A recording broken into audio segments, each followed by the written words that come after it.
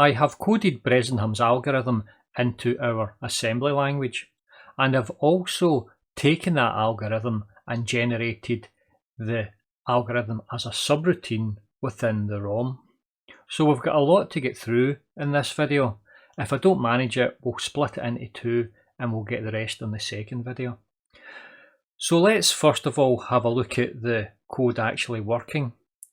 Now, the function, if you like, the function call is going to come from this little piece of code here, which in this instance I've just called line. So we're going to start off at address 0x8000 as we usually do. We'll load this program into the RAM. Now what we're going to do is we're going to push the x1, y1, x2, y2 and the colour onto the stack. So those get pushed onto the stack, and then we're going to jump into the subroutine called line. So this is the Bresenhams algorithm subroutine. So it goes to that subroutine, it works everything through the subroutine, and it draws a line within the subroutine. It doesn't return anything from that subroutine back to the calling function. It just comes to the next line there, which is end. So in this instance here, we're going to set up the values x1, y1, x2, y2 in the colour just using this defined constant. So really what we can do is we can have 5 places within memory. So we're going to have 5 storage areas within memory that have got the x1, y1, x2, y2 and the colour. And we can call those, we can take those and we can push them into the function, the subroutine for the line drawing, and it will draw it out for us. Now you can see here at the bottom I've got the line. Now the line, this is the where the subroutine is actually held within the ROM, so it's going to be held at address 0A00. Now this will be actually the last video in the course, so in the next course we're going to have to write a lot more of these routines. Now the routines we write will probably be a little bit simpler than the Bresenhams algorithm, but there will be a lot of these routines and we're going to have to place them within the ROM, and we're going to have some sort of memory map. Okay, so we're going to have to decide where things go, and we're going to have to start organising everything. So in the third course, Design a CPU 3, it's really down to the computer organisation phase. But that's for the next course. Let's crack on with this. So that's the program that we've got. Okay, so whenever I assemble that, I'll just run it here. I'll let you see it. So I can run that here, and it comes out with the outputs here. Okay, and I can load this into the machine.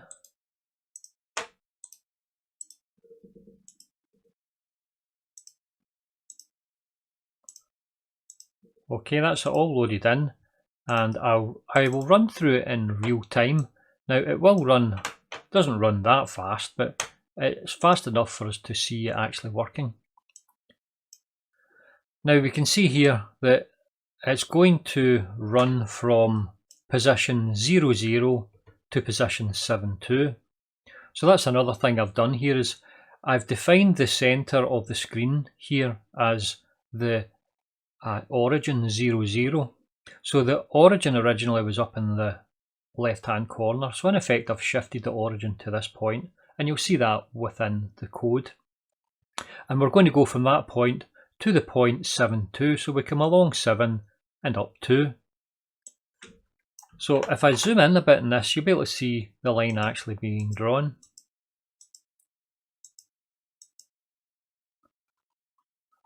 So this is the first pixel here in the center, and then the second pixel, and there's the third pixel. So there's I think 7 pixels here altogether, and you can see it working its way up, drawing this line. So I'll let that run for the moment, and you should be able to see it finishing.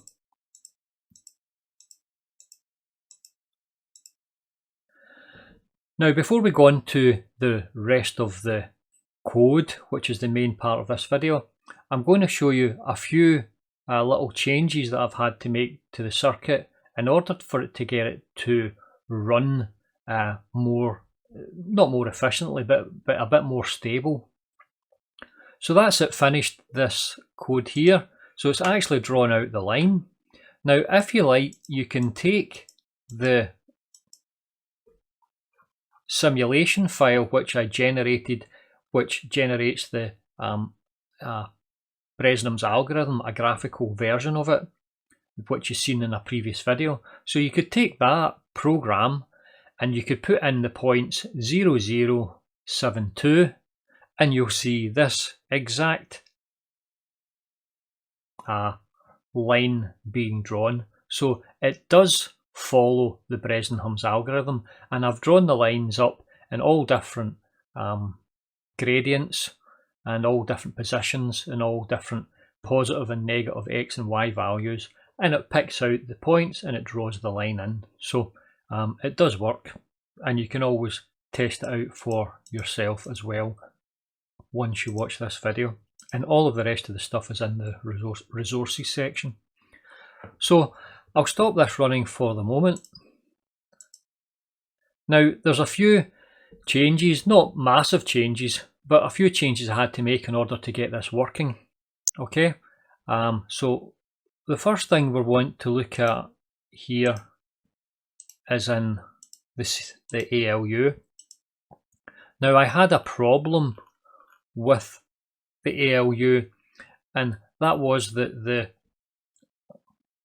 feedback from the carry out back to the carry in was sometimes pulsing high, and that carry in was coming into the addition here and messing up the program. Now, I could fix that by putting in clear commands within the assembly language, but another way of fixing that quite quickly and easily was just to disconnect the carry in and just tie this point to a value of 0. Now, we can do this just now because we're not really using the carry in, carry out.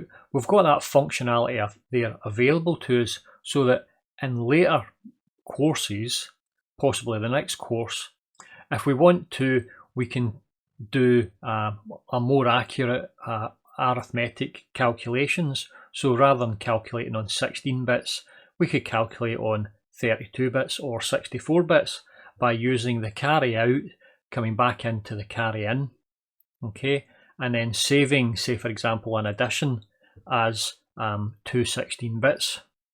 But we're not doing that for the moment. We don't really need it for the moment, and in effect it's just kind of getting it in our way. So I've disconnected that and tied it to a value of 0.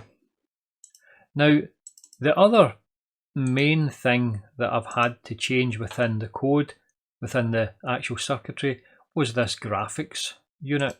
Now, it's not changed an awful lot, and you can always compare it to the previous iteration. Okay, now I had to change this because the section that we had down here had a couple of D type flip-flops, and I had a strange scenario where they would randomly flip without having any recognizable change in the input. Now, I've had this before with this circuit. I've noted it before with this circuit.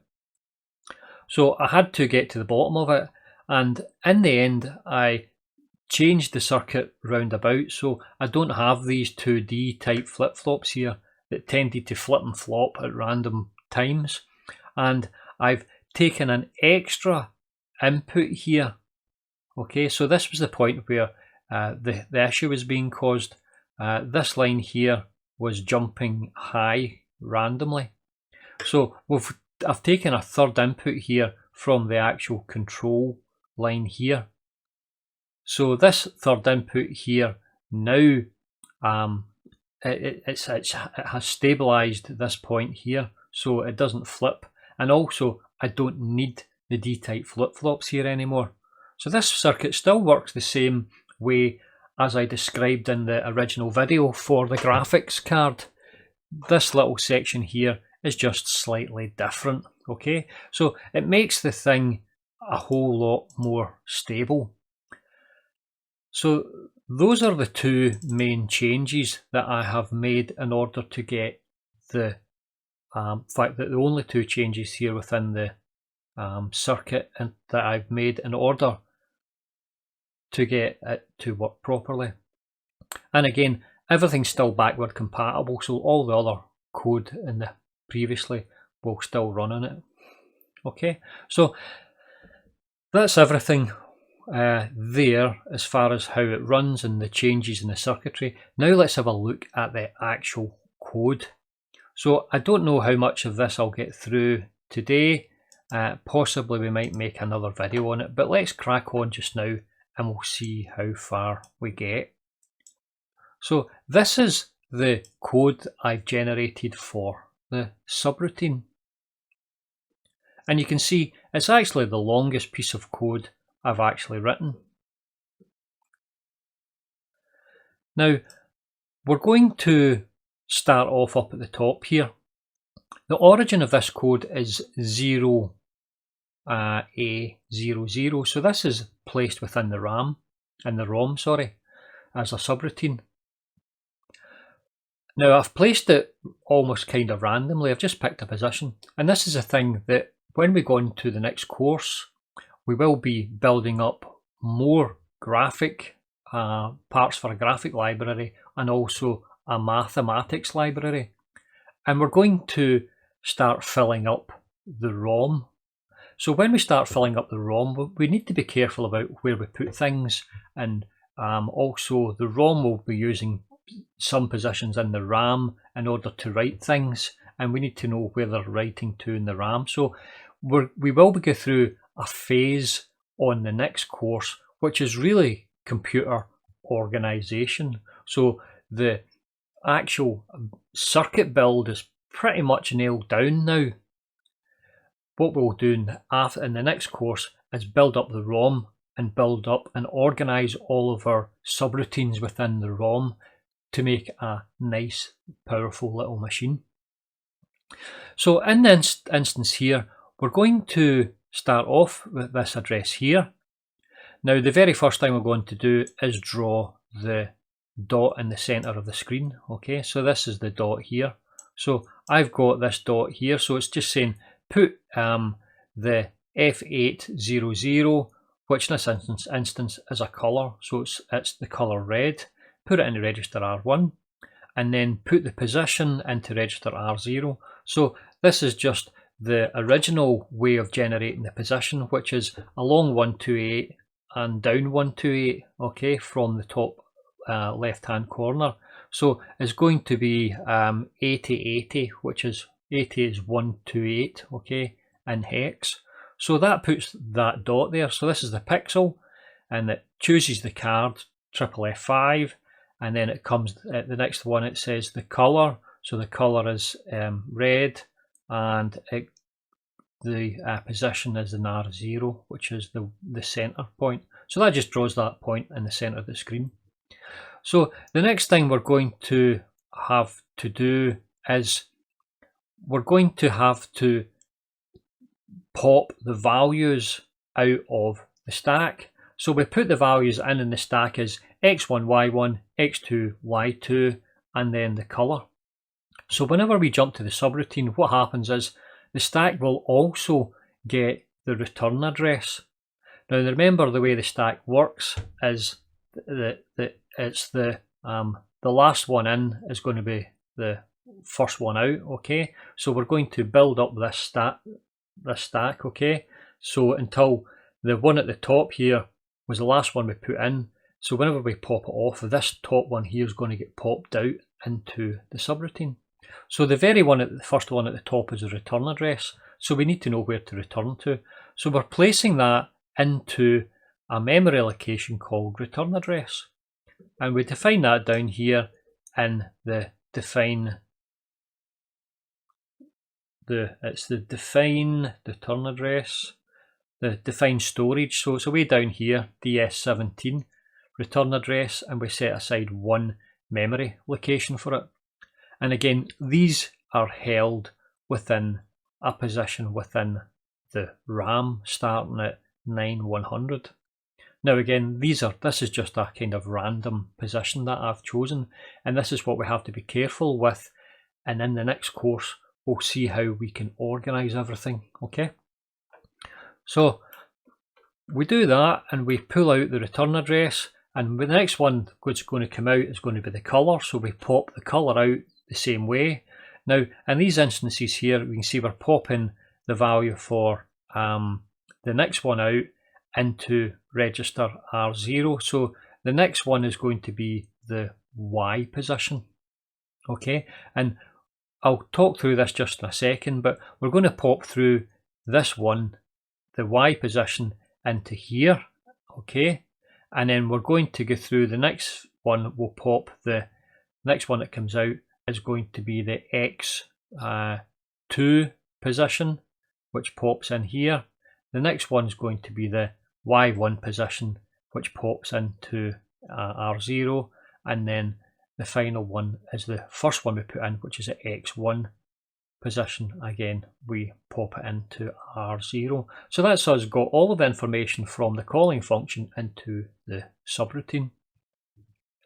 Now, the first set of lines here, just they adjust the position on the screen. So the original position on the screen was the top left hand corner was 0, 0. Now, as someone who really does a lot of mathematics, I want the position within the screen to be right at the centre, which is 0, 0. So that's easy enough for the X values. All we need to do with the X values is just add on the value of 128. So if the original position is up here, the top left hand corner, all we do is add the 128 and we'll get the correct X position, okay?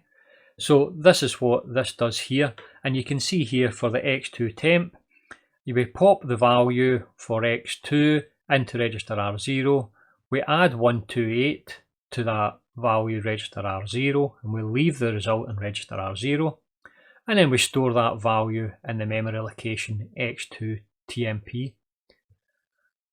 So that's adjusting that X2 position, and we do the same with the X1 position. We simply add the value of 128. Now the Y position is a little bit more complicated. If you think about starting at the centre of the screen, if we want to put in a value of plus 10, that is, we want to go up by 10, then a value of plus 10 with the setup at the moment is that it starts at the top of the screen and it would go down by 10. So we're wanting it to go up, but it's actually going down. Now if we had a value of minus 10, then what would happen? A value of minus 10, rather than going down the way, it would go up the way at the moment. So it's doing the opposite of what we want. So in order for it to work for us, what we have to do is we have to take the number and we have to invert it and then add on the 128. So you can get a little bit of pen and paper and write this down, and you can convince yourself that it does actually work like this. So what we'll do is we'll just quickly show you this on the code, and then we'll finish up for this video and we'll get the rest of the code, which is the main body of the algorithm, in the next video. So you can see here that we've got the values for our Y2 and the values for our Y1. So what we do is we've popped the value off onto register R0. Now what we want to do is we want to do the negation. So it's not the inverse, it's the negation of it, okay? So if we put in a number plus 10, we want to get the number minus 10, okay? If we put in the number minus 10, we want to get the number 2 plus 10. So in order to do that, a quick way to do that is with our 2's complement is to not everything and then add 1.